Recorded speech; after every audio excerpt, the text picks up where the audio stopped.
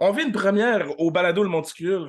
J'ai réussi à regrouper trois des quatre entraîneurs qui étaient présents au championnat canadien de 2014.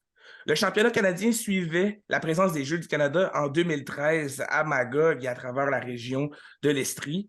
On reçoit le groupe d'entraîneurs aujourd'hui composé des trois et quatre hommes qui ont gagné la médaille d'or.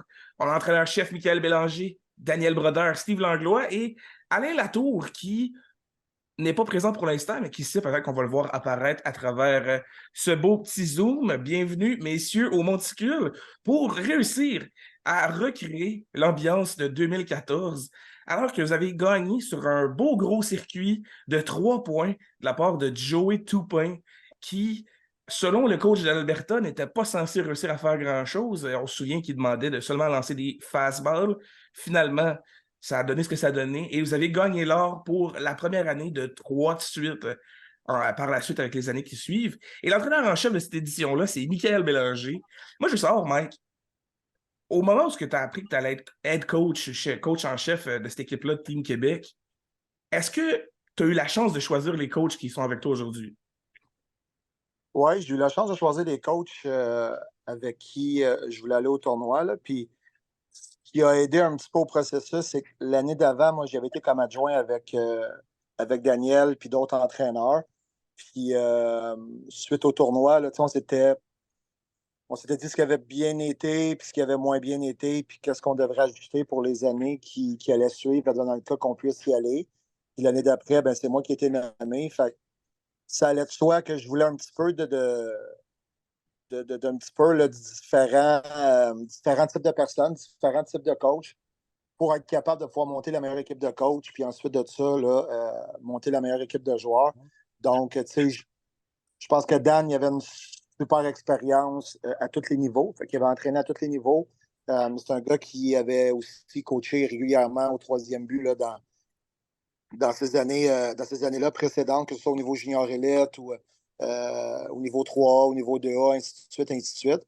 Fait que pour moi, ça allait de soi là, qu'on retente l'expérience ensemble. Je connaissais Steve aussi, là, que je côtoyais à travers les équipes 3A aussi. Là. Fait que, j'aimais vraiment son dynamisme, sa façon de driver les gars, sa bonne humeur. Dans un tournoi comme ça, il ne faut rien laisser au hasard. D'avoir quelqu'un qui est aussi dynamique, qui soit autant énergique, que ça y aille bien, que ça y aille moins bien. Il ne faut pas sous-estimer cet aspect-là quand on bâtit une équipe de coach. Fait que pour moi, ça, c'était très important. Puis il a vraiment été d'une précieuse aide à tous les niveaux. Mais à ce niveau-là, je te dirais que ça a apparu là, dans le coaching staff. Puis il y avait Alain Latour, la force tranquille, euh, qui mettait vraiment beaucoup de calme dans sa préparation des lanceurs. Des fois, c'est juste un ou deux petits conseils. Puis jamais stressé avec rien. Donc, c'était bon d'avoir ça aussi avec nos lanceurs. Que les gars soient bien préparés, qu'ils soient calmes, soient conscients un petit peu de ce qui les attendait là, quand ils allaient lancer. Là. Fait que je dirais qu'on avait tous les ingrédients pour avoir du succès. Là. Et si je relance la question à Daniel et à Steve, quand on vous a approché pour coacher avec l'équipe Québec, c'était quoi votre réaction?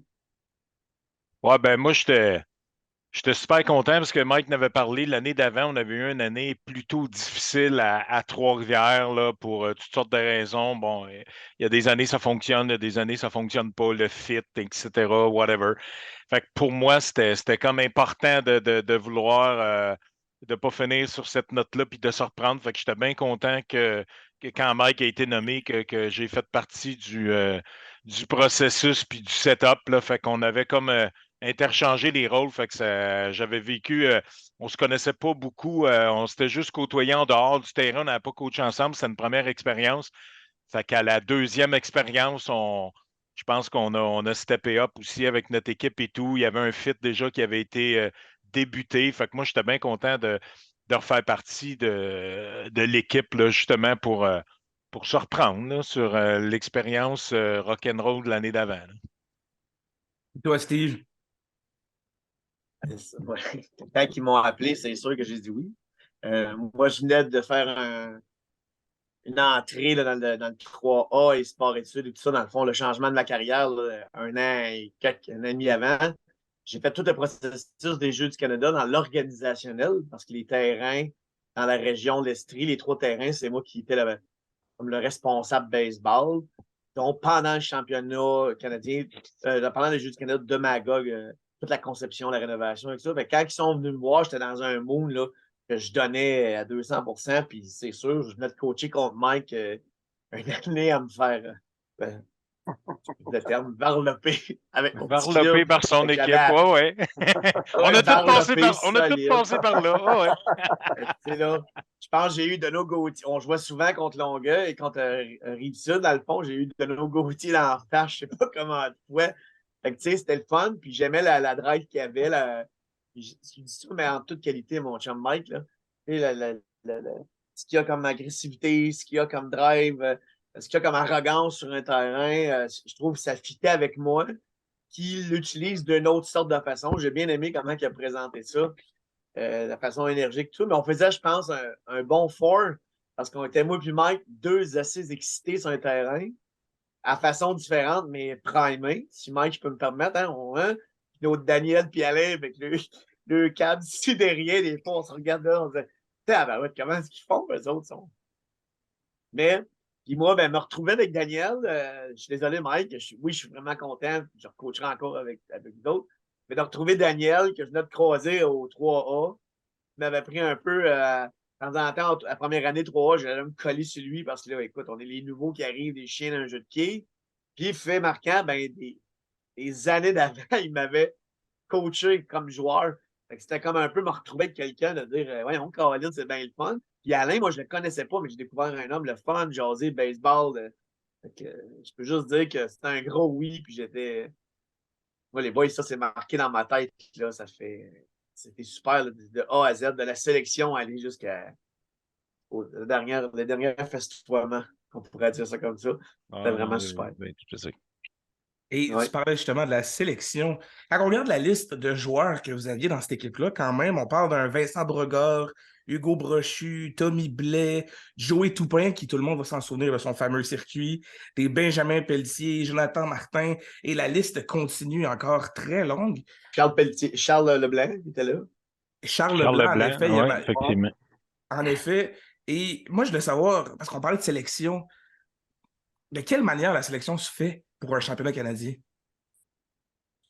Ben, dans le fond, nous, on avait accès à la première sélection parce que cette année-là, il y avait Québec 1 et Québec 2.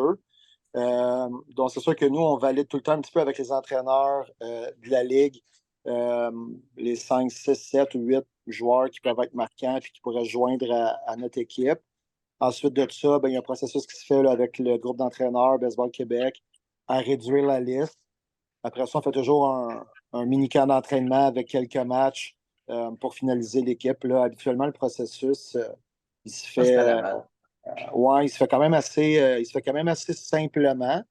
Mais de notre côté, il ne faut rien laisser au hasard parce qu'on crée quand même une équipe qui va représenter la province. Là. Donc, je dirais que c'est plus difficile pour nous de sortir le coup près à la fin, sans connaître nécessairement tous les joueurs, le caractère des joueurs, comment ils réagissent en situation d'adversité. Fait que ça, c'est des données que tu n'as peut-être pas nécessairement ou que tu dois prendre en peu de temps.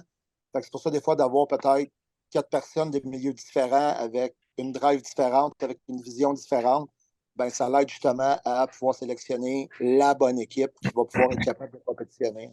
Oui, exact. Puis je me souviens dans ces années-là, cette année-là, puis l'année d'avant, on avait réussi à convaincre Sylvain Saint-Don d'aller recruter aussi des joueurs juniors élites qui avaient 18 ans, parce que c'était historiquement, avant, c'était un championnat qui était réservé, si on veut, aux joueurs du Midget 3A, du réseau de développement, mais on avait quand même une belle banque de données de joueurs de 18 ans qui graduaient dans l'élite. Fait qu'on avait réussi à. Fait que c'était un peu aussi le défi là, de graduer des juniors élites avec des midgets 3A dans la même équipe. Là, fait que, mais tout ça avait tombé pile poil en place. Là. Tu parles d'un joueur comme Charles Leblanc qui avait vécu là, des sélections, des drafts, des sélections à des camps d'équipe nationale, ces choses-là, aller jouer aux États-Unis, les collèges, universités. Fait tu avais quelqu'un d'expérience vraiment dans le groupe, puis qui avait accepté de se joindre. Je me souviens, je pense, le dimanche soir après la médaille, il a embarqué dans un Parfait. camion, puis c'était Pittsburgh Université, puis s'en aller. Tu sais, fait que c'était un bon noyau de joueurs qu'on réussissait à mettre ensemble. Puis, comme Mike il disait, autant le défi, c'est de réussir à mettre du ciment à tous ces joueurs-là pour cimenter. Là. Fait que sinon, c'est des belles Je expériences. pense que même son arrivée avait été spéciale. Je ne sais pas si Mike, tu t'en souviens. Là. Il Ouais, arrivait, pas de parents, pas d'argent. En blanc, je ne dis pas que les parents n'avaient pas d'argent. Là. Pas d'argent, il s'en venait là. On l'avait invité, nous autres. Mike, on le voulait. Les deux coachs de la sélection, je ne m'en tirais pas. Daniel et puis Mike, il avait beaucoup d'expérience avec les joueurs. Moi, j'arrivais, là, je ne connaissais pas tout le monde. Il amenait les gars, puis là, lui, il était arrivé. Saint-Sylvain avait accepté, tout ça. Il s'en vient, il arrive là, pas une scène. Ça prenait de l'argent. En tout cas, tu te souviens de ça? Ben, je vais te conter une petite histoire vite. Là. Le gars qui a financé le chèque, mes chums, chez Bel Air, il était en haut, il restait en haut dans le village, à Magog. Il avait mis sur Facebook. Comme on dit, Facebook, c'était commencé. Là. Qui veut aider? On cherche un commanditaire. Mon chum était descendu, il venait porter le chèque pour dire tiens, ton gars, il va jouer. Ça s'organisera plus tard. Il n'a jamais demandé rien. Personne n'a dit un mot, il a payé. Je vais les rejoindre quand Charles a fait la Ligue nationale. Je les ai mis en communication. Ah oui? Ah, c'est bon. Pour dire, te souviens-tu, cette journée-là? Ouais, te souviens-tu? Ah, Ouais, il s'est dit, écoute, te souviens-tu, ce petit gars-là t'a donné 275 piastres, ça? Il joue dans la Ligue nationale maintenant. Écoute, il pleurait, le gars, il m'a appelé, ben là, il trouvait, ah non, c'était écœurant, ça. C'est fou, des fois, on fait quelque chose. Moi, je l'ai fait pour toi, là, tu sais. Puis le baseball, la Magog, là, mais c'est une histoire pas mal. Mais c'est vrai, ça confirme qu'il est arrivé sur un cheveu, ça la soupe, puis il est reparti. Ah ouais, il est reparti sur un cheveu, ça soupe. Dans une belle gang. Et dans cette sélection-là, tu sais, souvent dans les camps de sélection, on a tout le temps un joueur qui, sur papier, on se doute qu'il, des fois, ne fera peut-être pas équipe ou s'il le fait, on n'est pas trop sûr. Est-ce qu'il y en a un dans cette équipe-là que vous avez fait, oh mon Dieu, c'est pas ce qu'on s'attendait au début du camp, puis finalement, il nous fait hésiter? Ben, par expérience, dans les années précédentes, il n'y a pas beaucoup de joueurs de 15 ans qui ont réussi à percer cette équipe-là.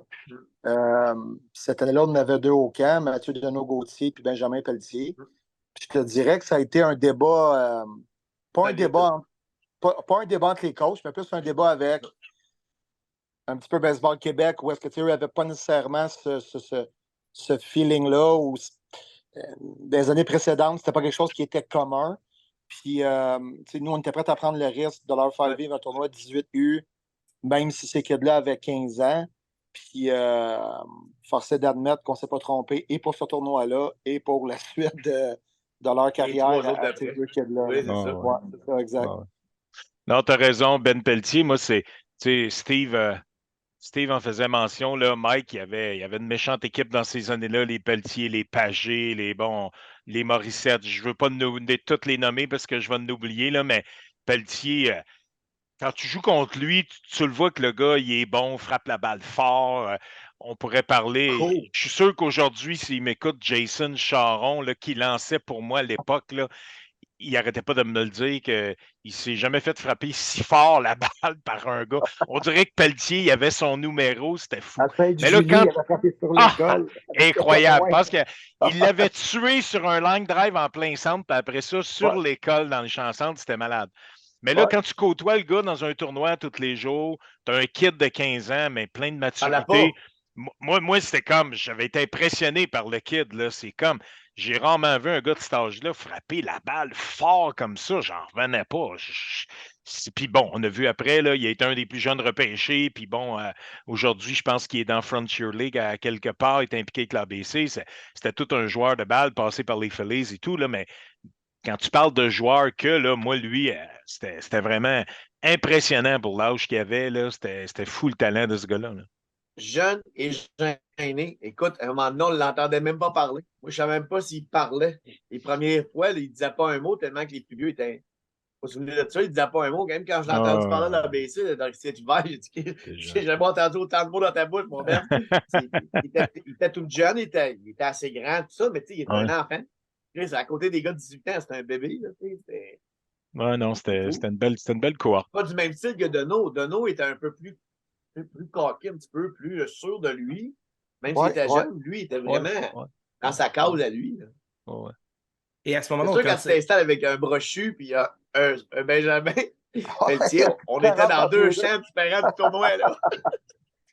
On ne comptera pas tout ça. Mais on était dans 2 champs différents. Là.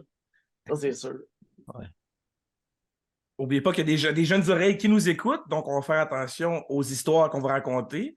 On peut quand même en raconter quelques-unes à travers tout ça. Et au camp de sélection à ce moment-là, on se retrouve à combien de temps avant le début du championnat? Ben moi, ce qui m'a marqué le plus l'année précédente, c'est ce qu'on avait discuté avec Dan. On a fait une équipe rapidement à la fin de l'année. On s'habillait, je pense, pour le tournoi. Donc, ils donnaient les équipements le mardi. On commençait le tournoi. Il fallait être au tournoi le mercredi. Pour moi, c'était un non-sens de préparer l'équipe du Québec qui allait représenter la province en faisant aucune préparation, en n'ayant aucun temps de qualité avec les coachs, avec les joueurs. Donc, à l'époque, on s'est rencontrés, les coachs, on s'est dit, bon, il faut trouver une façon de réunir tout le monde pour souder l'esprit d'équipe, pour être capable de pouvoir pratiquer aux mêmes heures qu'on allait jouer. C'est de répéter l'horaire, parce qu'à 18 ans, des fois, quand tu joues à 7 heures, d'habitude, c'est pas ton rythme de vie naturel trop tôt. Donc, on voulait vraiment répéter la même horaire qu'on avait, mais en restant tout le monde ensemble. Fait que c'est justement là que mon ami Steve a sorti des boulamites, là, un bon ami à lui qui nous a loué une belle auberge, justement dans le coin là, d'un canton de l'Est. Puis on s'est tous rejoints l'équipe là-bas, puis on a passé, je pense, 3 ou 4 jours. Donc, on pratiquait 2 à 3 fois par jour. On faisait des activités, là, l'équipe ensemble. Les gars n'avaient pas le droit de cellulaire. On leur donnait juste le soir pour qu'ils puissent texter un peu.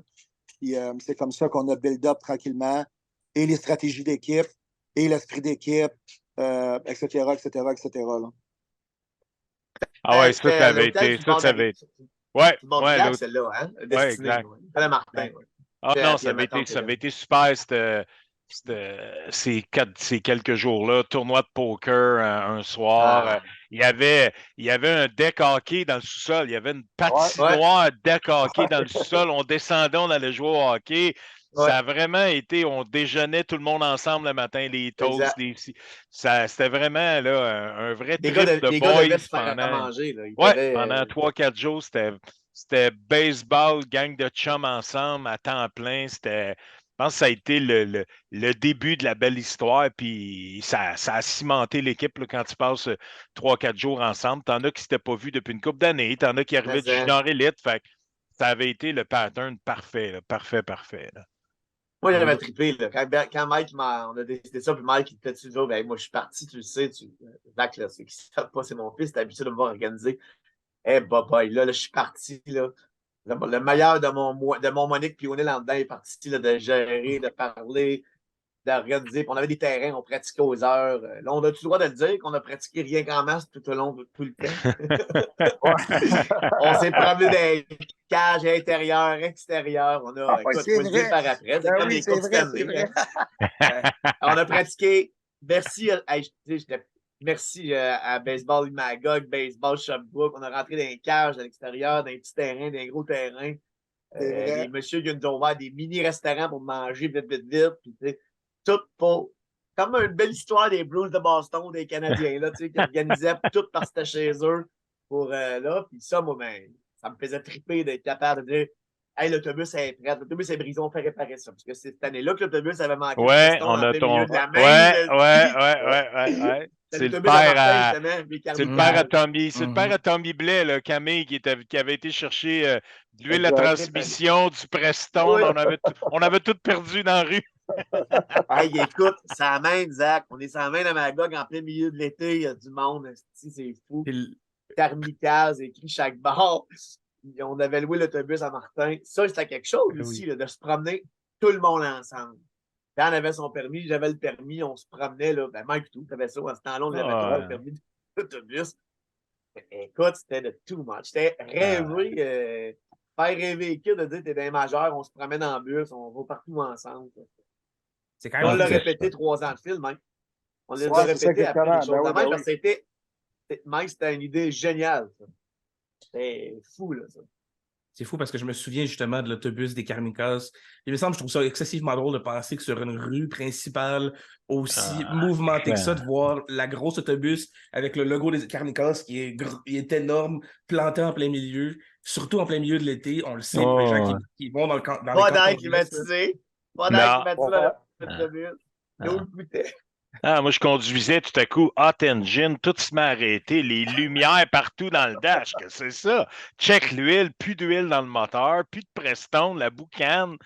C'était comme d'un film, là. C'était pas croyable, mais c'était vraiment ça qui est arrivé. Ah ouais. Et écoute, ça a été un running gag après, les kids, on peut pousser. Mais ça, ces genres de choses qui arrivent, je pense, les boys, justement comme d'un film, on dit on se met ensemble, on chiale pas. Puis c'était comme une première fois, on avait de quoi de dur à vivre en gang parce qu'aller jusque-là, c'était le fun. Ouais. Ça a comme créé, dire non, on était en gang, fait chaud, c'est pas grave.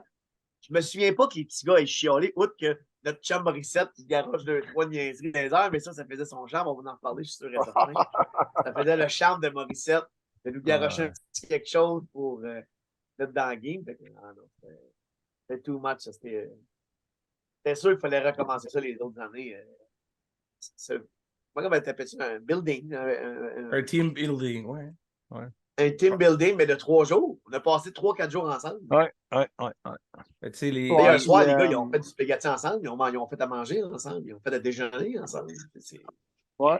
Il y avait des équipes pour le déjeuner, des équipes pour le ménage. Les gars n'avaient pas accès à leur selle. Fait que c'est drôle de dire que dans ces années-là, on disait aux gars, OK, vous ne touchez pas à votre selle, mais ça a permis de créer une chimie que tout le monde se parlait, puis tout le monde se racontait des histoires, les tournois de poker, les tournois de hockey. On a joué aux cartes, on a écouté des films. Il n'y a rien qu'on n'a pas fait. Puis ben, c'était fait justement en termes de communication. Puis on donnait le sel aux gars des fois le soir, une petite heure et demie, 2 heures. Puis ils faisaient ce qu'il y avait à faire. Puis après ça, ben, on repartait le lendemain matin avec nos pratiques et nos activités. Ouais. Non, c'était vraiment un groupe dédié. Là. Tu sais, souvent dans des tournois comme ça, bon, c'est pas facile de mettre un curfew, c'est pas facile de checker tout le monde. On l'avait vécu un peu à Trois-Rivières l'année d'avant. Là, la main était proche, puis le soir. Puis, une petite anecdote sur l'année d'avant, là, il y avait eu des filles du Nautilus qui avaient leur convention en même temps que nous autres à l'hôtel. En tout cas, c'était le bordel. Mais cette année-là, avec nous autres, c'était. Il n'y avait même pas de trouble à mettre un curfew. C'était même pas une question et même pas personne ne le demandait. C'était focus baseball. Puis c'était un détail de le mettre parce qu'on s'inquiétait même pas proche là, de ce qui arrive quelque chose. Puis même quand on a fini, on a gagné ensemble. C'était tout le monde ensemble à l'hôtel. Tu sais, il n'était pas question pour les gars d'aller sortir ailleurs. C'était dans la salle, à l'hôtel, tout le monde ensemble, la famille, la parenté. Fait que c'était vraiment une belle équipe cimentée, mais focus sur la game. Focus sur le baseball. Je pense que ça a apparu à direct à la première game. Ouais. Direct à la première game, là, on était primés comme des tabarouettes, les jeunes aussi. Puis, avant d'aller trop vite, moi j'ai un questionnement avant qu'on tombe dans la section game. Oui. Parce que vous êtes des jaseux, fait que des fois, il faut réussir à tous vous ramener. Moi, j'ai un questionnement à travers tout ça. En fait, j'en ai deux. Mon premier questionnement, j'ai parlé de terrains spéciaux que vous avez pratiqués avant le championnat. Est-ce qu'on peut donner certains exemples d'endroits un peu spéciaux que vous avez trouvés, mais que ça faisait pour réussir à faire des roulants, à faire une pratique? Y a-t-il un endroit vraiment que ça a fait comme « Oh, OK, on va s'entraîner ici. Hey. » Ben, c'est Steve qui est en charge de faire les découvertes. C'est notre hockey parfait parce qu'on n'avait pas le droit d'avoir accès au terrain et à toutes les cages. Par exemple, on dit à OK, Steve, on veut pratiquer 1h30 avant. On a besoin d'un terrain, telle cage, telle place. Mais caché. Je m'occupe de. Ouais, il fallait être caché parce qu'il ne fallait pas que les gens nous voient. Parce que ça n'aurait pas été. Je pense que ça n'aurait pas été legit. Fallait pas que les gens nous voient. On se promène avec une grosse abeille sur l'autobus. Puis on est 20 quelques personnes qui sortent en même temps. C'est quelque chose. Mais Deauville, un petit terrain à Deauville caché à un moment donné parce qu'on s'en allait. Oui, à gauche qui n'existe plus maintenant. Stade Théroux. La première fois qu'on a fait débarquer les gars au petit terrain, Stade Théroux à Tombe avec la cage, les gars riaient de nous autres, ils riaient de moi. Mike, il a ramené les gars, ils commandent, la cage est là, on s'est caché. Après ça, on avait pratiqué On était allé une fois à Mon Sport-Études. On avait pratiqué à l'autre bout, à Quintal, petit terrain. J'avais fait ouvrir la cage en dedans. On avait frappé en dedans. Ouais. On y allait de même, là, pour être sûr qu'il n'y avait pas d'événement, parce que moi, je checkais les événements qu'il y avait à Sherbrooke pour pas que les gens de la ville, pis tout ça, nous voient non plus. Fait que c'était le genre de choses-là. Mais oui, le plus drôle, je pense, c'est quand on a débarqué au stade Petit-Héroux, que c'est un stade de même pas de 175 pieds, là, même pas 150 pieds, je pense, à Tombe, avec une belle grosse cage. Les balançoires qui traînent autour, les gars, je me souviens d'avoir vu les gars se balancer. Ça avait créé encore là une sacrée ambiance avant la. Ça, je pense que c'était avant la première game. Ouais, je pense que arrivé à oui. la game, ça avait explosé. Fait que Mike, je me souviens qui m'a dit, après la game, ça, je me souviens vrai, c'est pas inventé, là, dire on joue demain, parce que c'est là qu'on pratique. En voulant dire, on retourne là aussi. Ça, c'est là qu'on pratique. On était retournés. On était informés, y a-t-il des games, pas de game, on était retournés dans notre petit terrain. D'ailleurs, ben là, ça qui connaît bien, c'est le terrain où on a joué à balle, nous, moi, jeunes, puis j'ai été président pendant plusieurs années. C'était notre. Puis veut pas, ça démontre aussi aux boys que, sans dire qu'on est prêt à tout faire pour être prêt, on était quasiment prêt à tout faire pour être prêt. Fait t'as pas le choix d'embarquer. Quand tu vois le coaching staff se démener de même, tu fais comme OK, les boys, ils sont sérieux, on n'a pas le choix, on embarque, puis c'est ça, à bout de ligne.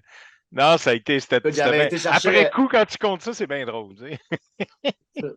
Oui, puis tu sais, les collations, tu sais, j'avais été voir ma chum Annick. Écoute, Annick, j'espère qu'elle va entendre ça, Annick Gaza, qui m'avait donné des milliers, je vous le dis, là, des milliers de dollars pendant mes 6-7 ans de président, là, à coût de 5-6 000 par année pour des projets complètement farfelus. J'étais retourné à voir pour les collations, les bars-tentes de fait de même, puis elle sortait ça à boîte.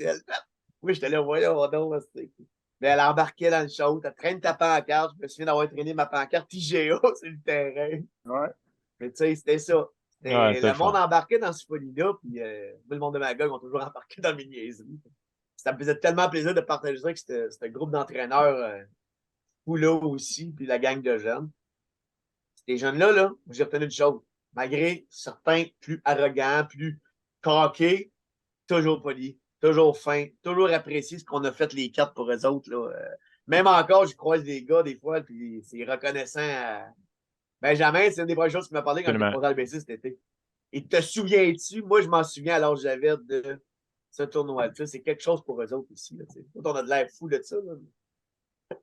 Il y a une chose à savoir, il ne faut pas s'inquiéter, c'est arrivé il y a 9 ans. Je serais vraiment surpris qu'on ait un retour de il s'est arrivé 9 ans, vous avez plus votre médaille.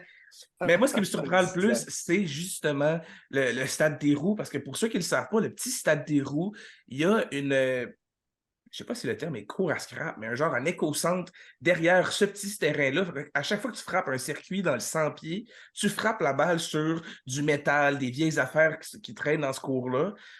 C'est sûr que si vous avez fait une coupe de pratique là, il doit y avoir une coupe de balle de ce championnat qui doit traîner encore dans cette cour-là, ou la vieille cage des frappeurs qui était vert turquoise qui se défaisait à rien. Mais l'autre aussi, c'est le terrain qui est à Deauville, lui qui est encore plus spécial et qui n'existe plus aujourd'hui. Ouais. T'as sorti des cartes cachées de ton jeu. On a fait un BP, là. On a fait un BP, puis les gars s'installaient à l'autre bord de la clôture parce que c'est grand. Oui, je m'en rappelle. Il était à l'autre bord de la clôture, il pognait les balles dans le parc. Il y avait des madames d'autre bord dans le parc, puis les petits gars, ils couvraient pour pas que les enfants sur les balles, mais c'était ça. Là, il n'y avait pas de cage, puis où il y avait des games. Moi, vous n'avez pas frappé sur le comment ça s'appelle? La station de gaz qui est derrière ce terrain-là. Non, trop loin. Là. Ça a pris toute une shot. Ça a pris toute une shot. Moi, je veux savoir, à l'arrivée du championnat canadien, l'équipe Québec, parce que surtout là, déjà qu'on en avait 2 cette année-là, avec l'équipe Québec 2, comment les équipes Québec étaient perçues par la communauté du championnat canadien? Comment ils étaient perçus? Est-ce qu'on était bien vu? Est-ce qu'on... Oui. Moi, j'ai senti une belle ouverture. J'ai senti le comité organisateur a été vraiment plus qu'exceptionnel. Là. On a été invités au départ, les conférences de presse, les banquets, dans tous ces trucs-là. Eux étaient là, ils étaient super ouverts, ils posaient beaucoup de questions. Comment on trouve ça? Avez-vous besoin de quelque chose? Vraiment, c'est un des les 3 qu'on a vécu là, dans l'Estrie, là, ça a été trois comités organisateurs exceptionnels. En tout cas, pour ma part, là, je n'ai fait plusieurs, puis je dirais, c'est sûr, side Chauvin, mais on a vraiment senti un désir réel de vouloir faire les choses de la bonne façon, mais aussi que tout le monde se sente tout simplement chez eux, puis que tout le monde soit bien, puis qu'on puisse passer un beau tournoi, peu importe là, le résultat ou le déroulement du tournoi. Là. Bon, absolument, c'était des beaux comités organisateurs. Puis même au niveau des autres équipes, bon, comme dans n'importe quel championnat canadien, on veut toujours battre l'Ontario, puis l'Ontario veut toujours battre le Québec, là, mais il n'y a pas d'animosité spéciale avec les équipes. Là. Il n'est pas arrivé des événements qu'on peut dire. Non, c'était bien. C'était tout. Ça s'est bien passé. La Ouais, en première général, oui. Oui, écoute, c'est sûr que quand tu élimines tous les clubs par 10-12 points, Mercy Rule, ouais. à la finale, il y avait beaucoup plus de monde de l'autre côté que de notre côté. Mais c'était plus dans les autres années qu'il y a eu chose, mais là, cette année-là, Mais il y a eu, je me rappelle contre l'Alberta, Ben Petit avait frappé un trip, puis le joueur de troisième but l'avait poussé. Oui. Ça avait pris Oui, t'as 3 raison. secondes. Puis, ça avait pris 3 secondes, puis les joueurs étaient déjà sur le terrain. Là, fait que les coachs ont aussi mis t'as-tu à Quaticook? Oui, t'as raison, c'est vrai, je me souvenais pas de ça. Ouais. Ben, je pense que c'était Ah, à mais je pense Magog. que c'était à Quaticook, hein, les gars? Non, c'était à Magog. C'était à Magog. Oui, c'était à Magog. Puis Ben qui dit jamais un mot, qui habituellement c'est un kid sensiblement qui se laisse faire, mais là, je pense qu'il l'avait repoussé. Ouais. Fait que les deux équipes, là, les arbitres étaient sur la panique totale. Je me rappelle, c'était Simon Blanchette qui était au marbre. Je pense que c'est son premier championnat. Oui.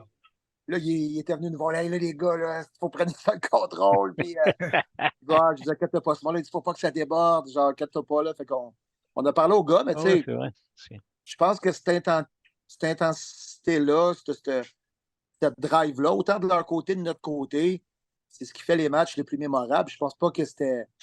Il n'y avait rien de mesquin. C'est vraiment plus l'intensité du match, le désir de gagner, le désir d'être meilleur que l'autre équipe. Fait que c'était vraiment juste ça. Là. Fait que c'est ça qui était intéressant. Il n'y avait rien de malsain puis il n'y avait rien de mesquin dans tout ça, mais ça l'ajoute un peu au folklore de ce tournoi-là où est-ce que on ne se mentira pas là, quand on va à l'extérieur ou quand on va chez nous. Tant je ne veux pas dire le débat, la compétition francophone, anglophone, on le vit beaucoup. Là. Puis quand on a commencé à mener contre Alberta, là, on a vu toutes les équipes anglophones sur le côté de l'Alberta à commencer à nous crier des bêtises, etc. Là, mais on s'est arrangé pour avoir le dernier mot. Exactement. Et avant le premier match, qui était le jeudi, face à la Saskatchewan, quel plan le groupe de coachs que vous êtes là, vous êtes fait pour dire qu'on commence ce premier match-là en force? Match que vous avez quand même remporté 8-7. Ce qui veut dire qu'on a quand même eu un match assez serré contre la Saskatchewan lors du jeudi soir. Le premier match, c'était contre l'Ontario. C'était l'équipe qui me faisait le plus peur un peu parce que c'était les London Badgers qui, eux, avaient une dynastie à ce tournoi-là. Là, puis, je me rappelle plus du nom de l'entraîneur, mais qui est tout le temps là, il coach sur l'équipe nationale, etc. Fait que, il y avait tout le temps vraiment des bonnes équipes. Puis eux, il y avait tout le temps 2, 3, 4, 5 joueurs qui étaient sur l'équipe nationale ou qui jouaient déjà dans des collèges ou quoi que ce soit. Fait que c'était vraiment une équipe redoutable. Puis je me rappelle qu'on avait parlé beaucoup d'Ismaël Ballard. C'était un de nos bons frappeurs. Ouais. Qui frappait pour la puissance, mais des fois, quand tu attaquais un petit peu plus avec des courbes, il devenait un petit peu plus vulnérable. Puis on s'est dit, regarde, on va le cacher 8e frappeur. Il n'y a personne qui le connaît. Puis on pense qu'il va avoir du succès. Si je ne me trompe pas, ce match-là, il y avait eu un circuit de 3 points, un double, puis un circuit de 2 points. Et je pense qu'il y avait eu 5 ou 6 points produits. On avait gagné par Mercy Rule. Je pense vraiment que ça avait donné le ton. Fait que, c'est une mini-stratégie qu'on s'était développée en coach. C'est la game d'après contre Saskatchewan. Oui, c'est la game d'après contre Saskatchewan, exactement. Puis c'est Charles Leblanc, je pense, qui nous avait fait gagner là, sur un circuit au champ opposé. Mais c'est une petite stratégie qu'on avait développée en coach. On se dit, bon, ben, regarde, comment on peut faire pour jouer avec nos cartes de la meilleure façon qu'on peut, vu que l'autre équipe ne nous connaît pas. Fait que, je pense que ça a été le highlight peut-être de ce premier match-là. Je pense que c'était cette décision-là. Là. Ouais. En effet, ma correction est bonne, Mike. 9h30 le matin du jeudi, vous aviez affronté à Quaticook l'Ontario, puis on avait une victoire de 14-1. C'est Exact. dans l'après-midi, si je ne me trompe pas, même pas, excuse-moi, dans le soir, vous êtes revenu à Magog, vous avez affronté la Saskatchewan. On avait eu une victoire de 8-7. Puis tu disais que c'était Charles Leblanc qui avait fait un coup sûr ou un circuit. Un circuit à Euh, l'opposé. un circuit au champ posé, ouais, de 2 ou 3 points début de match. Puis en fin de match, c'est Ben Pelletier là, qui avait frappé un gros double pour, Dans la clôture, ouais. ouais, Ouais. justement pour faire marquer, je pense, pour faire marquer 2 ou 3 points pour vider les sentiers. Puis ça nous a permis d'arracher une grosse victoire parce que, si je ne me trompe pas, Saskatchewan avait un lanceur qui était sur l'équipe nationale à l'époque, un très bon gaucher. Puis on avait réussi à les battre. Là, fait qu'on sortait de la première journée à 2-0. Fait qu'on était déjà quand même très bien placés. Puis le lendemain, on affrontait là, Québec 2 puis Alberta, si je ne m'abuse. Fait que pour nous, c'était une grosse première journée. Hein. Je vais juste vérifier l'information parce que j'ai la liste devant moi. Québec 2 a affronté l'Ontario. Québec 1, l'Alberta 3-2 lors du vendredi. Et ça a été le seul match de Québec. Je me trompe dessus. C'est ça, ça a été le seul match de Québec le vendredi. Parce que c'est Québec 2 qui avait joué contre l'Ontario puis l'Alberta le Ouais. vendredi. Vous avez On gagné jouait samedi matin. Exact, ouais, samedi matin. C'était 2-1-1. Ouais. On avait a commencé quelques avec games 2 le games. matin, donc c'est pour ça qu'on réussit à se cacher aussi dans la Ouais. ville. Là. On jouait le matin, là, des fois, il y en a qui n'auraient pas aimé ça, là, mais nous, on avait pratiqué, comme Mike disait, au début, on avait pratiqué en fonction de nos matins. Les gars étaient habitués de se lever, et de prendre ce rythme-là, d'aller frapper des balles avant, de prendre un. Je pense qu'il y a ça aussi qu'on n'a pas dit, de prendre, de ne pas être toujours dans le rush de l'avant-match des Canadiens. Quand tu vois les Canadiens, autant féminin, tu arrives au terrain, tu as un rush. OK, 45 minutes, let's go, parce que le game est fini, tu n'as pas trop de terrain autour. Mais c'est ça que ça a donné de nous préparer bien d'avance, tranquillement, pas vite, dans un rythme quasi pro, on pourrait dire. Hein? Ouais. C'est ça que Mike, tu voulais, le quasi pro, tranquillement, pas vite. Et moi, je ne sais pas si vous en souvenez, mais le tournoi-là, quand on était arrivé à la première game, dites-moi si je me trompe, mais on n'a pratiquement pas pratiqué sur le terrain. On est arrivé un petit peu plus tard, puis on a embarqué sur le terrain, puis on est allé faire un petit. C'est-tu ce game-là ou c'était une game de plus tard, Mike? Il nous appelait, le championnat nous appelait, il disait où, vous en êtes-vous? On vous jouez dans 45 minutes. Hein, ouais, Je me, on s'en je vient. me souviens pas. Je me souviens pas de ça, mais le fait de pouvoir pratiquer avant, de pouvoir avoir accès à la cage, c'est sûr qu'on arrivait là un petit peu sans trop de stress. Je sais qu'il y avait un petit peu de pluie aussi à travers le tournoi. Fait que c'est peut-être là aussi là, que ça va être un peu plus difficile peut-être à organiser tout ça, là, mais Ouais. ça se peut qu'on ait tiré une pratique un peu plus longtemps là, puis qu'on se soit fait chicaner. Ça se peut. Ouais, mais ça, non, mais c'est sûr que c'est vrai parce que moi, il m'appelait direct. À fond, la prochaine étape qu'on était rendu, là, c'est. Vous avez joué contre l'Alberta le vendredi, victoire de 3-2. Puis là, vous ramassiez le samedi. On était Québec, rendu avec Québec. Puis ouais, ça, dans le cas échéant, là, vous êtes rendu à comme 3 victoires. Fait que là, vous affrontez Québec 2. Québec 2 qui est parmi avec plusieurs autres joueurs, dont un que, si je ne me trompe pas, Mike, tu connais bien, Gab Côté, il me semble, Ouais. qui était dans l'équipe 2. James Grondin, que Steve connaissait bien parce qu'il jouait avec Ben, le mot m'échappe, James, les Athlétiques.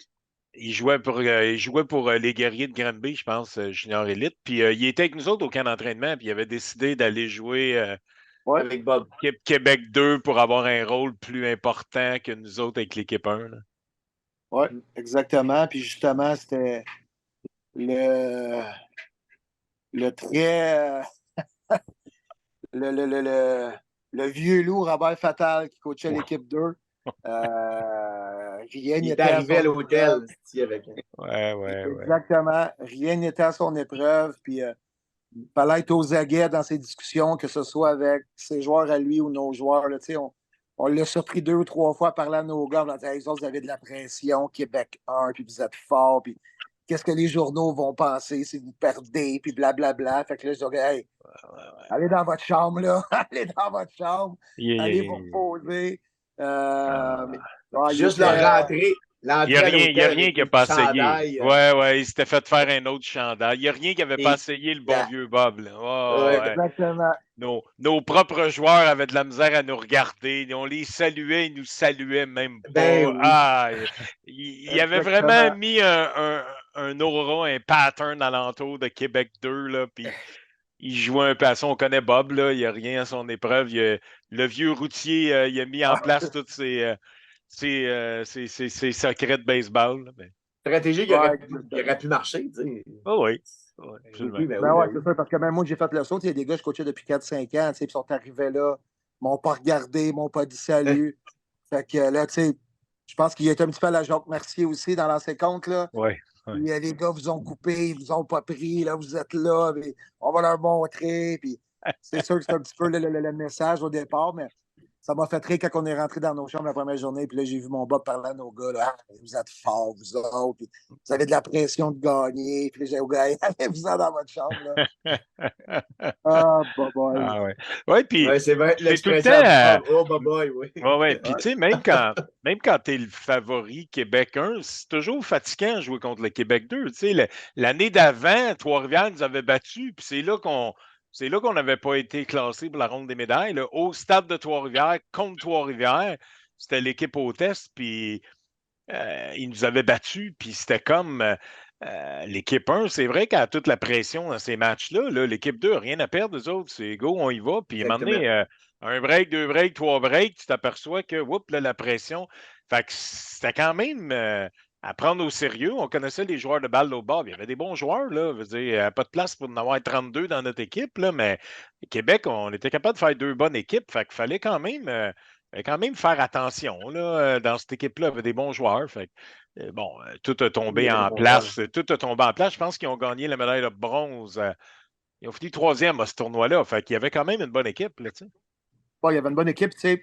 Tu regardais son line-up et tu te disais, bon, as-tu le goût de pogner ou de jouer une demi-finale pour avoir Vincent Ruel d'en face, de la gauche à 3 pitches qui peut être tannant? Tu sais, même si c'est un bon alignement, une demi-finale, c'est un match, une journée. Fait que, tu sais, si le kid il est dans sa zone, ben, il peut te battre, tu sais. Puis Vincent Ruel, c'était un de ces jeunes-là, tu sais. Fait que tu regardais ça aller et tu disais, bon, on va sûrement arriver là. On arrivera quand on traversera le pont, mais nous, c'est important que nos joueurs ne sentent pas Mm. nécessairement un peu ce discours-là là, du bon vieux Bob, puis qu'on les garde, nous autres, ici dans une bulle, là, puis qu'on se concentre sur ce qu'on a à faire. Ah, exact. Et de ce que vous vous souvenez, les gars, est-ce que vous êtes capable de nous faire repasser un petit peu ce match-là contre Québec 2 qui, comme je le rappelle, vous avez quand même gagné 7-2. Y avait-tu certains événements qui vous ont marqué dans ce match-là? Justement, tu parlais qu'il y avait la possibilité d'avoir Vincent Ruel sur la butte. Comment s'est passé le match face à Québec 2? Ben, les deux équipes étaient sûres de passer. Ouais. Donc, il n'y a personne qui voulait nécessairement gaspiller de lanceurs. Surtout Québec 2 qui avait peut-être un petit peu moins de profondeur à ce niveau-là. Puis que lui allait peut-être être obligé de passer par le quart de finale. Donc, tu sais, je pense que la profondeur a plus gagné que vraiment Québec 1 contre Québec 2. Là, on avait un petit peu plus de profondeur. Je pense qu'il a roulé son banc un petit peu aussi de l'autre côté, nous autres aussi. Ça n'a pas été un grand match de baseball, autant de notre côté que de leur côté. Exact. Mais tu sais, lui, je pense qu'il voulait vraiment arriver dans la ronde des médailles C'est ça. avec tous ses lanceurs prêts à compétitionner. Fait que, tu sais, on n'a pas joué un grand match, mais on s'est assuré de gagner ce match-là. Mais, tu sais, c'est pas lui qui aurait passé à RDS un samedi soir à 19h. Non, pas vraiment. Non, puis tu sais, à un moment donné, tu as raison. Tu sais, Bob, on le connaît, tu sais, mais entre quatre murs avec ses coachs, à un moment donné, tu te raisonnes, tu dis, OK, là, on les gosse, on essaye de jouer dans leur tête en dehors du terrain, mais ça vaut-tu la peine de brûler nos billes pour essayer de battre Québec 1, puis après on se fait pogner dans.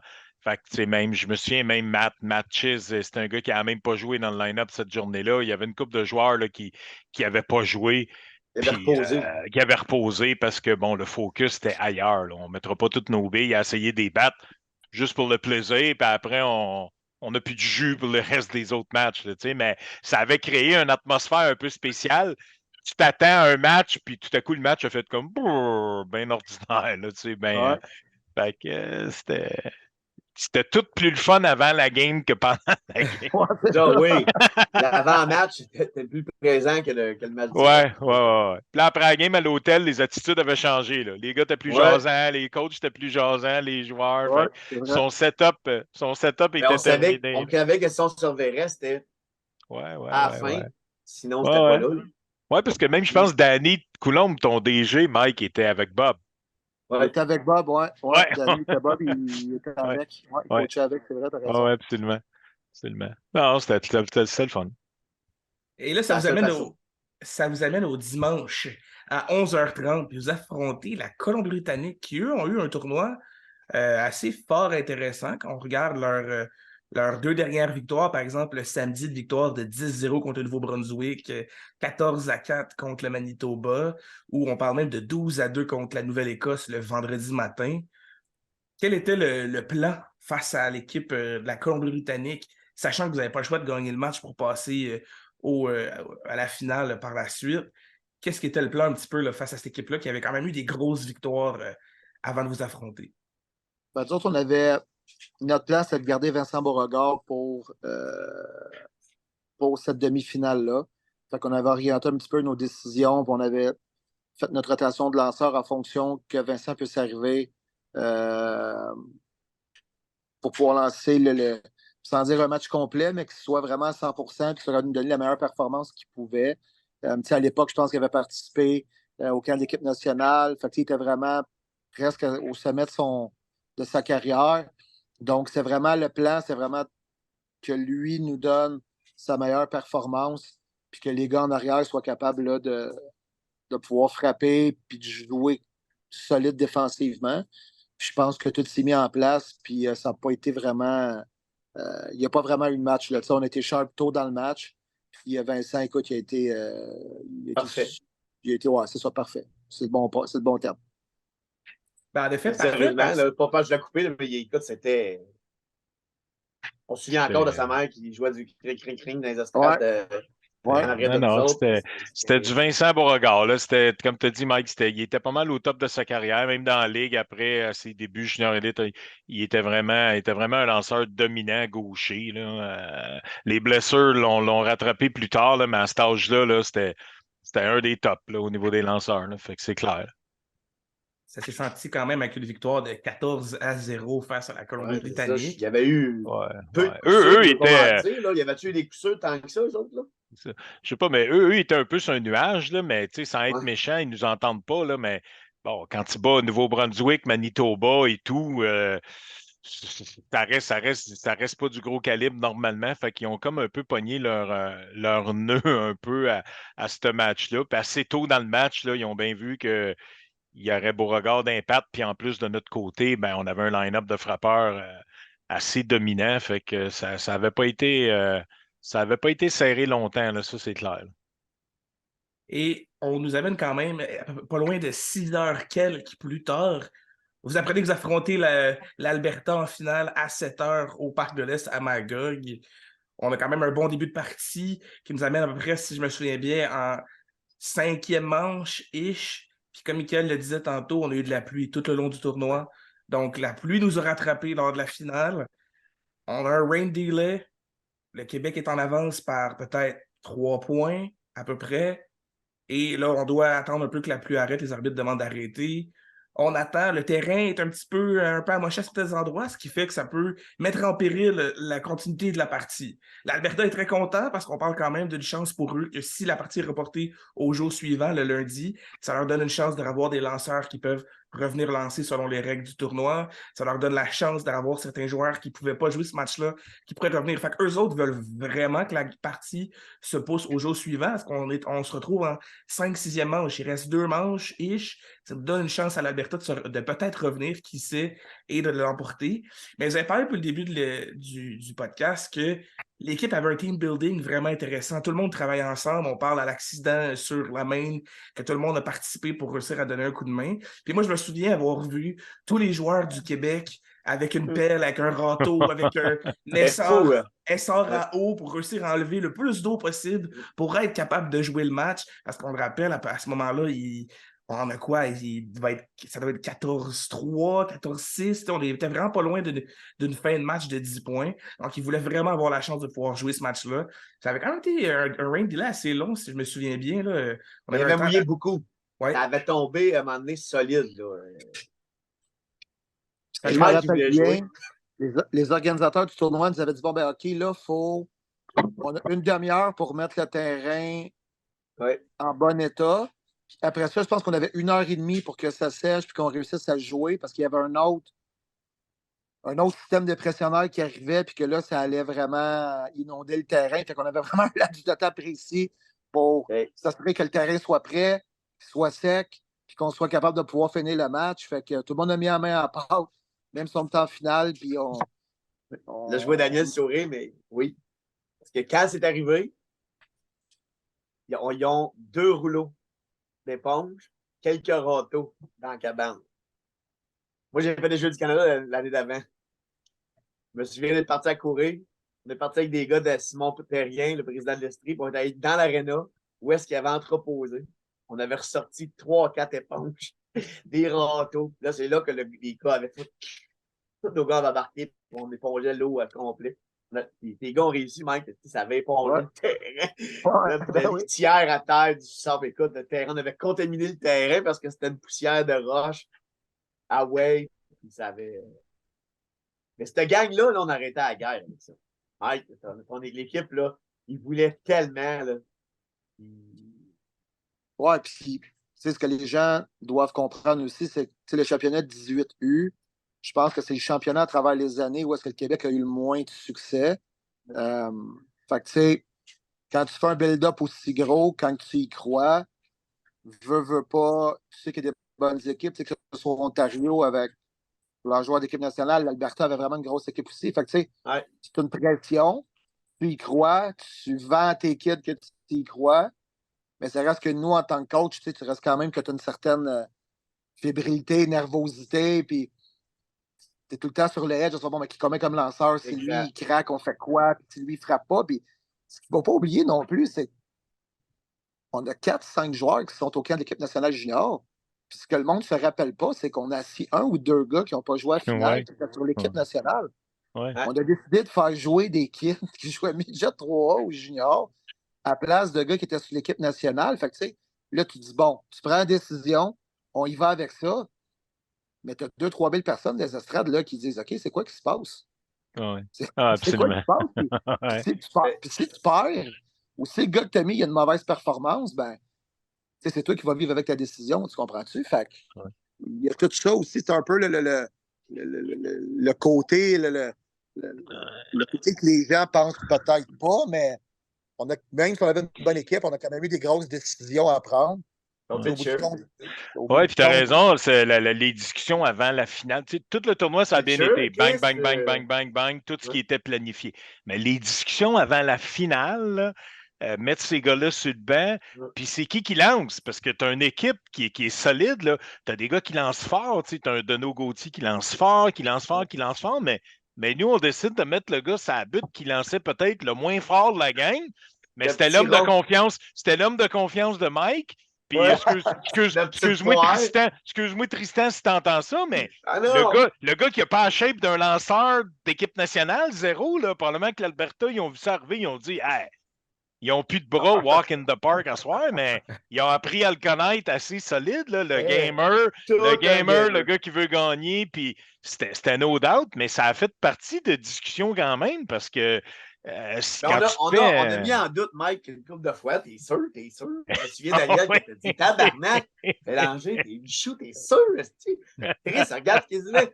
Mais Mike, ça, c'est une belle qualité qui était mindé. Il avait confiance à cette gang-là, avec nos 2 médailles qui étaient des boys de vous autres, et qui voulaient être là. Écoute, on ne se mentira pas. Ils ont tenu les deux à placoter, à pousser, puis à faire des hosties de jeu, les deux. C'était bien ça, je ne me trompe pas, Blais et Morissette. Oui. Puis comme tu dis, ben, à la fin, c'est ça, tu t'exposes, mais tu es là pour prendre des décisions, puis ça a été correct, puis on les assume. Puis si ça n'avait pas marché, on les aurait expliqué, mais ça prenait un certain courage quand même, comme on dit. Là. Il y avait des gars qui avaient un solide background, puis ils ont regardé la finale avec les meilleurs tickets du parc. Là. Fait que c'était Ouais, mais solide. quand ça a gagné, on les a tous vus courir, on les a tous vus têter à la fait, puis il n'y a pas Tout le monde personne oubliait. qui nous parle de ça. Absolument. Zéro open Absolument. bar. Absolument. Mais ça, c'est les plus belles Coupes Stanley, c'est des histoires de même, là, les plus belles championnats mondiaux là, au baseball, c'est ça. C'est ces affaires-là qui fait que c'était un lancé. Good. Les Moi, années d'après, ouais. je l'ai recroisé. Moi, c'était fou, là. C'est voyons, ça sortait de où, ça? Ouais. Moi, je me pose une question qui m'a toujours un peu titillé à l'esprit depuis que j'ai vu le circuit de M. Toupin dans ce match-là. Et j'apprends les années suivantes qu'on parle d'un lanceur, quelqu'un qui, pendant le tournoi, ne servait qu'à lancer. Je ne sais pas si avant ça, il y avait eu des expériences comme frappeur, mais tu sais, ce n'est qu'un lanceur. Quelle a été la décision de dire c'est lui qui s'en va au bâton à ce moment-là? Est-ce qu'il était déjà dans l'alignement? Naturellement, j'avais 14 ans, donc je ne me souviens pas complètement de tous les petits détails. Mais comment c'était à ce moment-là? Parce que techniquement, dans le tournoi, il servait comme lanceur. Ouais, puis nous, ce qu'on s'était dit, je pense qu'on avait choisi un petit peu certains lanceurs en fonction de dire, bon, ben lui, il va affronter telle équipe. Mais ça, on savait que c'était un excellent joueur de position. Puis ça, on savait qu'il frappait. C'était un kid qui pouvait jouer un petit peu partout. C'était une bonne taille, qui avait un bon background, qui avait fait plusieurs championnats canadiens. Fait que, pour nous, ça allait de soi qui faisait l'équipe. On l'avait pris un petit peu plus comme lanceur. Mais on pensait qu'à ce moment-là du match, c'était peut-être un bon clin d'œil à lui faire pour d'avoir été un bon teammate, pour les bonnes manches qu'il nous a données, avoir été, on va prendre le terme anglais, sharp du début à la fin, dire regarde, vas-y, finis le match, tu vas jouer en position, tu vas aller frapper, puis enjoy. Puis tout le monde va se rappeler de son circuit qui est parti dans la pluie, puis qui a presque traversé les drapeaux dans le champ. C'était loin. C'était hier, là. C'était dans la pluie, la balle off de bat. Ouais, je me rappelle. Parce qu'il avait recommencé à pleuvoir, t'as raison. Il avait recommencé à pleuvoir, là. Ouais, puis t'as raison, c'était ça en arrière. C'était probablement celui qui avait le moins joué dans le tournoi, le moins d'at-bat. Fait qu'on s'est dit, c'était un peu une forme de remerciement. Là. C'est tellement un bon kid. Puis c'est vrai, il jouait à Trois-Rivières, puis tout. Puis c'était un des piliers de Trois-Rivières. C'est un joueur d'infield, un bon coup de bâton et tout. Mais quand tu arrives dans une équipe comme ça, ben, tu as un rôle. Tu acceptes ton rôle, c'est correct, parce que c'est tous des bons joueurs. Fait que Joey a accepté son rôle, gars d'équipe et tout. Puis Mike dit, c'est son tour, puis c'est son anane, puis c'est ça. Puis merci pour la fin de semaine que tu nous as donné. Puis hey, ça ne peut pas arriver un meilleur gars que ça. Là. Bang, c'est lui qui a là. C'était loin. Il avait un smile, il avait des yeux. Il aurait eu un à te battre dans le tournoi, hein, que celui-là, lui, puis c'était merci beaucoup. Je suis heureux, je suis content. Là, ça a vraiment tombé sur un bon gars. Là. Ça a vraiment, vraiment tombé sur un bon gars, puis c'était super le fun. Là. Exactement. C'était très beau. Est-ce qu'on se souvient un peu de la situation que Joey s'est retrouvé? Est-ce qu'on avait 2 morts, 1 mort? Ça ressemblait à quoi? Est-ce qu'on s'en souvient? Bon, on se souvient qu'on était pas loin du Mercy Roll, en tout cas. Là, je ne sais plus c'était combien de points, si c'était. Je pense que c'était confirmer le circuit de 3 points. J'ai circuit de trouvé 3 points, ça a mis le Mercy Rule, mais il en manquait juste 2 ou 3, je ne sais pas. Là, mais... Je pense que c'était 2. Je pense qu'on était. Il en manquait 2, puis il a fait un circuit de 3 points. Je ne suis pas certain s'il y avait 1 ou 2 retraits. Je ne me rappelle pas de la situation exacte. Là. Je me souviens vraiment qu'il y avait 2 hommes ses buts, puis qu'on était proche du Mercy Roll. Puis l'histoire s'écriva par la suite. Mais je peux te confirmer que c'est 3 points et que vous étiez à 3 points du Mercy Rule parce que la partie a fini 16-6. Donc, en ayant 2 hommes sur les buts et son circuit qui est allé très, très loin. Parce que je me souviens, à 14 ans, je suis parti à courir après la balle. Lui, t'as cherché la balle. Et j'ai ramené la balle à Steve, sûrement, dans ce temps-là, parce que c'était On l'a cloué. On l'a cloué, parce que ça, vous vous en souvenez pas. Oui, la plaque. Ben oui, ta plaque avec les balles. Le gars du match qui Mike choisissait, là, il clouait la balle sur son titre. Oui, Steve, va les chercher. Es-tu capable de les ramasser? Prends 2 secondes pour le faire, je pense. J'ai revu justement, en faisant des recherches pour le podcast, First, j'ai la confirmation à 100%, c'était un 3 points et le circuit était incroyable. On parle d'une scène de film hollywoodien. Là. Finir un Mercy Rule sur un circuit, puis de voir tout le monde courir sur le terrain. Puis c'est en cherchant tout ça, j'ai revu une photo de 3 ans plus tard avec l'ABC, quand vous avez gagné à Sherbrooke 2 ou 3 ans plus tard, puis il y avait ce fameux bout de bois-là cloué avec des balles, Ouais. Ouais. les années en question. On les a, les balles marquées Ah ben ouais. la 1, la 2, la 3, la 4, la 6, puis la dernière sur le bout là. Ouais. Je les ai toutes encore, les boys. La médaille, j'ai les 3 années, Mike. Nice. Ça va me suivre longtemps. Ouais. Ah non, c'était le fait marquant, ce circuit-là. Moi, je coachais au troisième but, puis tout ce que j'ai regardé, c'était la balle, en la frappant. Tout le monde savait qu'elle était à l'autre bord, tu sais. Puis après ça, je me reviens de bord, je vois mon Mike qui est quasiment rendu Oh à non, il côté de court! Joey, en arrière du monticule qui court après Joey. Moi, je crie après Mike, viens, laisse courait partout, tout le monde sortait. C'était vraiment. C'était la folie, là. C'était le moment C'était fou. d'émotion dans le parc. Mike a couru, a fait le tour vers le premier. J'ai crié Rarement après, tu vécu. criais. Il a pris le monticule, là, il est revenu au banc. Il a recroisé Joey. Ça a tout Ouais. monté. C'était Tout débile. monté. C'était débile. Ça me faisait penser un peu au Ryder Cup là, quand Justin Leonard avait fait un putt de 50 pieds. Là, tous les Américains couraient sur le green. Là. On était pareils. Pareil. Exactement. Puis, écoute, la game, là, tout le monde a sorti. Un coup, Mike est parti. Les gars ont sorti. La seule peur que l'arbitre, me souvient, l'arbitre avait, c'était pas-tu punis sur le marbre parce que la chose est c'était comme, voyons aussi où. Ça avait vraiment l'air des vieilles séries mondiales dans le temps qu'ils laissaient le monde embarquer ces terrains. Là, j'étais petit, là, puis ça se ramassait autour des joueurs. Puis, ça, c'est dans le temps que personne n'avait peur de se faire tuer là, aux États-Unis. Ouais. Ils se ramassaient tout. C'est ça que ça a fait. Là. Le monde embarqué, c'était wow. J'ai encore le feeling. Je te dis, c'était pas Là, il pleuvait. Des beaux 5 souvenirs. minutes après la fin, il a arrêté de pleuvoir. Il a pas replu après ça. Ouais. Puis, Wow, quel chemin. je sais pas s'il y en a de vous autres qui peuvent me reconfirmer ça, mais il me semble qu'on avait vu le coach de l'Alberta mentionner à son lanceur lance juste des rapides, c'est un lanceur, il touchera à rien. Est-ce que vous avez eu la chance de reparler avec Joey puis un peu de son impression de cette affaire-là, un peu de dire que le coach le sous-estimait pas mal, puis il a prouvé pas mal qu'il avait raison, qu'il ne devait pas le sous-estimer. Avez-vous eu la chance d'y en parler un peu quelques temps plus tard? Non, mais je te dirais Non. que c'est des commentaires qui. En championnat comme ça, souvent, ça peut arriver, là, surtout au 18 août, parce que les gars sont un peu plus dans cet âge-là. Mais non, tu sais, puis à 13 à 6, là, qui disent de juste lancer des rapides, c'est-tu vraiment pour dénigrer notre joueur ou plus dire, regarde, là, accélère ça, qu'on s'en aille à la maison le plus vite possible? Ouais, puis il y avait 2 gars, c'est but. C'était peut-être ma balle à lance des prises, puis fait attraper le gars qu'elle baisse. On le fait tout sur un moment donné, on se fait surprendre. Hey, il frappe 8-9, là. Arrête de t'astiner avec lance des fastballs puis that's it, mais c'était pas un vrai 8-9, là. C'était pow. On le fait tout instinctivement, mais c'est pas méchant, tu sais, c'est pas insultant à la limite. Ouais. À la limite, c'est comme Ballard, quand Mike disait on l'a placé 8, puis le monde s'y met à donner des fastballs dans le centre. Il s'y met 2-3 games d'affilée à frapper des balles, haut comme 3 pommes. Large de même, mais haut comme 3 petites pommes, qui ferait un élan à tuer. Il se souvenait dans la balle, hein, le petit. Ouais, il se souvenait dans la balle. Lui, le même d'un BP dans la cage, là, il l'a défoncé à la cage tout le temps. Ouais. Non demi-mesure. Ouais. Et en terminant, parce que ça fait quand même un certain temps qu'on est là, puis je trouve qu'on a réussi à couvrir beaucoup de choses à travers le fameux championnat de 2014. Est-ce que vous avez des anecdotes, quelque chose qu'on pourrait partager?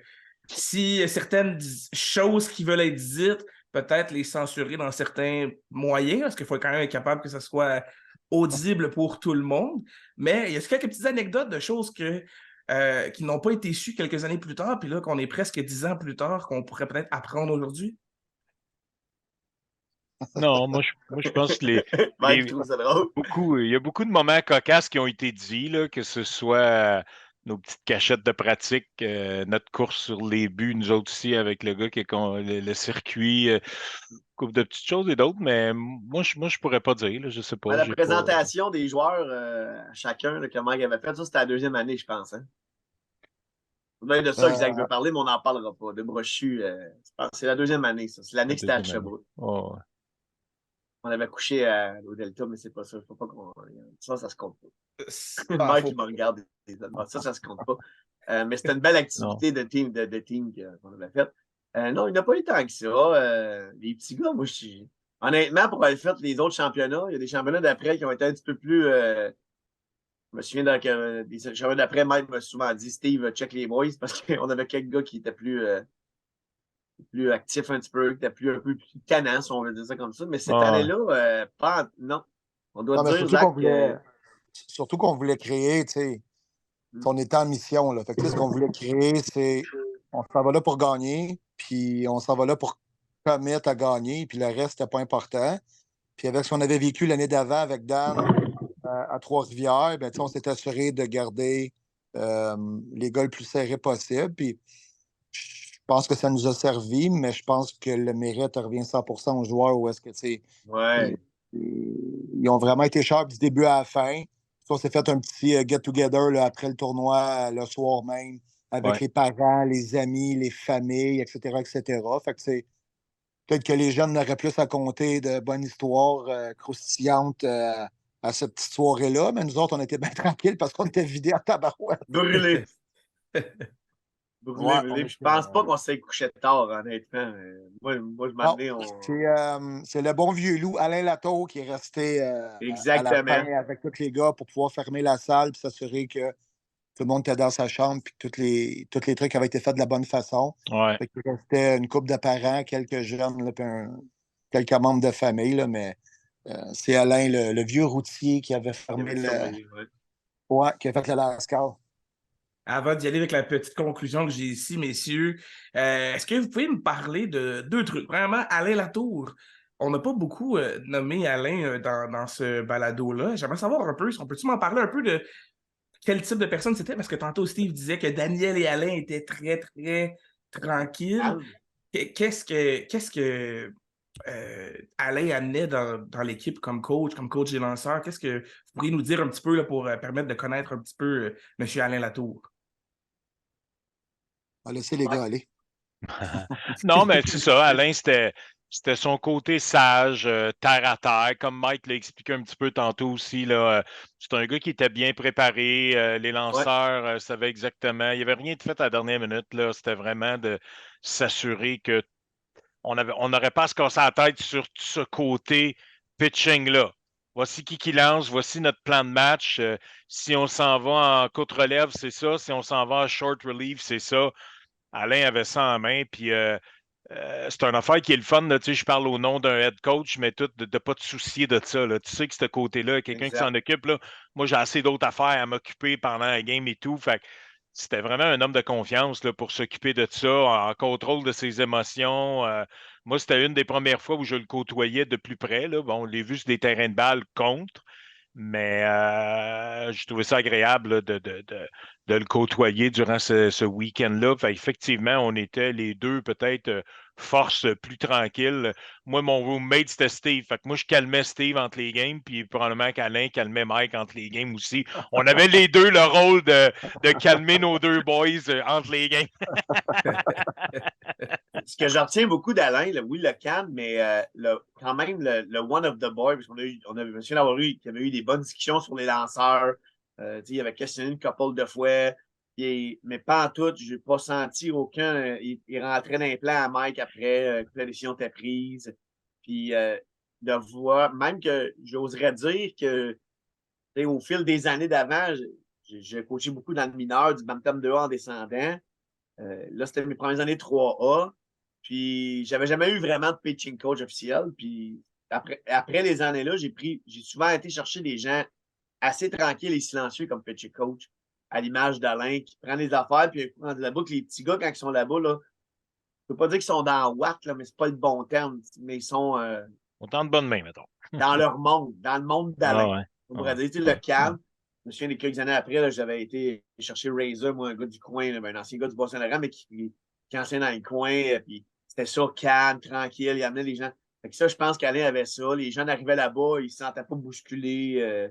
Jamais, jamais se faire dire, pas des mauvaises affaires, mais tu sais, ses conseils. Je l'avais écouté une couple de fois, mais j'étais allé dans le bullpen. Des conseils ne sortaient pas comme un conseil, mais comme une parole qui est dite, puis le jeune adhérait pour le tournoi, là, parce qu'il y a d'autres temps, il y a d'autres façons de faire. Dans une année, Mike, on le sait, les gars, quand on a une année complète, c'est différent. Mais là, tu ne peux pas arriver à faire changer quelqu'un. Il faut que ça vienne, il faut que ça soit doux, que ça soit facile. Je pense que bon, j'en mets pas trop du tout. Je pense qu'Alain était un gars comme ça qui était capable non, c'est un d'amener bon les job. jeunes Ouais. à une réflexion eux-mêmes. Puis... Ouais, puis ça prenait quelqu'un de solide aussi pour être capable de jongler avec moi. Ben là, j'ai un lanceur junior, là, j'ai un lanceur qui arrive de l'équipe nationale, j'ai un lanceur Exactement. qui est fait dans sa première année midget 3A.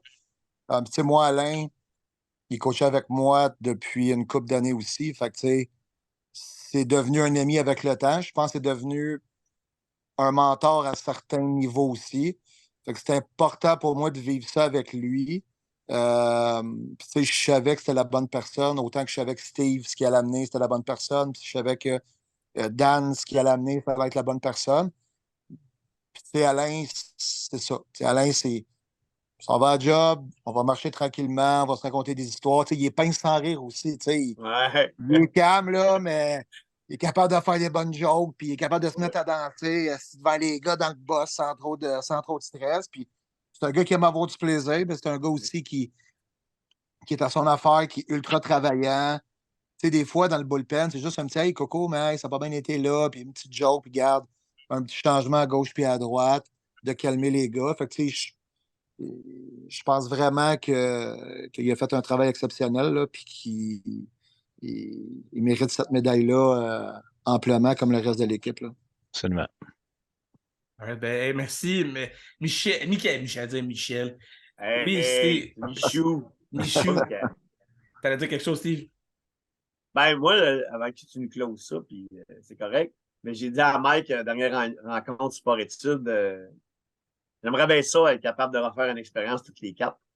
J'ai dit à Mike d'en parler. Daniel, tu sais que moi, j'ai eu la chance de coacher avec Daniel quelques médailles au féminin, puis on a eu bien du plaisir. Mais Dan, il nous entendra, Alain, mais je pense que j'aimerais ça recommencer notre expérience avec l'expérience de plus qu'on a tous vécu dans plusieurs choses différentes encore. Je pense qu'on aurait toute une équipe encore pour amener une équipe à loin. Fait que je lance ça de même, Mike, si ça te tente de prendre ça en chef encore, mais je pense que tu as au moins deux. En tout cas, Dan, moi, je pense que tu as deux gars à côté de toi qui tu iras à la guerre encore. Je te remercie beaucoup de nous avoir choisis dans ces années-là. Puis les autres années pour moi après, parce que j'ai eu vraiment du fun après aussi à bâtir d'autres équipes. C'est ça. Un championnat canadien de la Ligue du Vieux-Poil senior. Ça pourrait. Ça pourrait. Mais à chaque Le année, il message est en lancé à cherche. Sylvain Saint-Don, Steve. Ouais, c'est ça. Saint-Don va écouter ça. Il m'a envoyé, il m'a dit commence par la fin. Ouais, c'est ça. Le message est lancé. C'est bon, ben Donc, merci les je boys. lance l'idée en l'air. Ben, Ouais. hey, merci à Michael Bélanger, Daniel Brodeur, Steve Langlois. On a rendu un bel hommage à Alain Latour d'être venu vous prêter au jeu du monticule. Merci de nous avoir permis de revivre quand même un moment qui m'a marqué dans mon baseball, de me remémorer ce fameux circuit qui a permis à Michael de courir après Joey Toupin sur le terrain et de rappeler une belle histoire.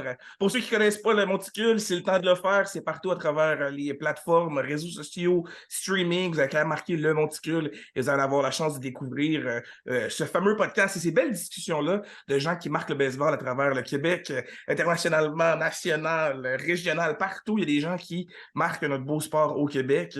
Et rapidement, les gars, qu'est-ce qui s'en vient pour vous pour l'été? Sachant, j'ai vu la calotte de Michael avec les Voyageurs, eux qui ont joué 7 matchs en l'espace d'une semaine. Ils ont un petit break de quelques jours. Je pense qu'on reprend l'action mardi. Qu'est-ce qui s'en vient pour toi, Michael, rapidement dans la prochaine été? Ben, moi, j'ai la chance de coacher deux équipes. Donc, je suis au Junior Elite. Donc, on reprend ça demain soir à Québec. Puis, je coach aussi le Bottom 3 de la Rive-Sud. Donc, je vais jongler là, avec ces deux équipes-là tout au long de l'été. De ton côté, Daniel, qu'est-ce qui s'en vient? Moi, je suis toujours avec l'équipe féminine U16 du Québec. Donc, présentement, ce que je fais, c'est que je supervise les activités de la Ligue de l'ABC. On supervise les filles pour arriver à se faire notre équipe U16 qui va être présente au tournoi de la classique Claude Raymond au début du mois de juillet. Donc, invitation à tous si vous voulez venir voir du beau calibre de baseball féminin. On vous invite à la Ligue ABC à Trois-Rivières, mais également dans la région de Montréal, là, à Saint-Jean, à Classique Claude Raymond. Ça va être bien le fun. Et de ton côté, Steve?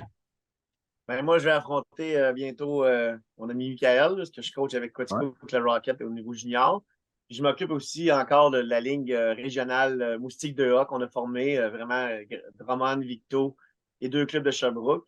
Je suis prévu d'encore plus les 2 clubs de Sherbrooke pour continuer à mousser un peu notre Moustique 2A dans la région. Les fins de semaine bien remplies, nous aussi. Donc, pour les gens qui vont avoir la chance de voir sur les réseaux sociaux des mentions de chacune des équipes que les gars ont dit, puis vous avez la chance de les voir, prenez le temps de leur dire un beau petit bonjour, parce que c'est des gars qui vont marquer le baseball au Québec encore pour quelques années. Puis là, on a eu une invitation qui a été lancée, potentiellement qu'on va les revoir coacher dans un championnat canadien dans les prochaines années. Si c'est le cas, définitivement, je veux être là, je veux revivre ça une autre fois. C'était bien plaisant. Puis là, je suis plus vieux, fait que j'ai peut-être des chances de vivre les histoires plus croustillantes, mais ça, on s'en reparle une autre fois. Encore une fois, pour les gens qui ne connaissent pas, je m'appelle Zach Langlois avec le Monticule. Partout sur les plateformes sociales, vous allez me trouver. Et au plaisir là, de vivre d'autres expériences et d'autres discussions avec des gars de baseball. On se voit prochainement pour un autre épisode du Monticule.